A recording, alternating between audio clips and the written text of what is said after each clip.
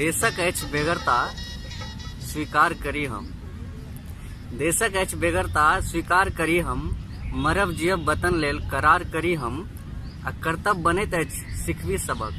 चलो सीमा पार तिरंगा ठार करी हम। और एकटा और सुना दै छी यही पीछा कि वीर भूमि भारतक लाल ने खींचू पैर।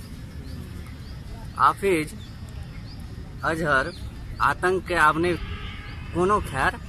आ एक एक शहादत के हिसाब करी हम। चलू सीमा पार तिरंगा। लक्ष्मिया के धिया पुता भूखले रह गए कौन सेहनता। शीर्षक लक्ष्मिया के धिया पुता भूखले रह गए भरि छाक पानि पी पेटकुनिया मारि काटि लेलकै राति कहुना। सुनते रहिए रौतका भोजन नहीं केला पर एक बगरा के मांस घट जाए छे। भगवान जाने सत्य वा झूठ मुदा शरीर लटि गेल छे लक्ष्मिया बेटी के। कोनो सरकार मंत्री विधायक अधिकारी आब ओकर निवारण कहाँ केलकै। कहाँ कोनो योजना रहे गुड़िया हेतु। फिर किया मतदान कथी के मतदाता भूखले रह दाता बनवा कौन सेहनता।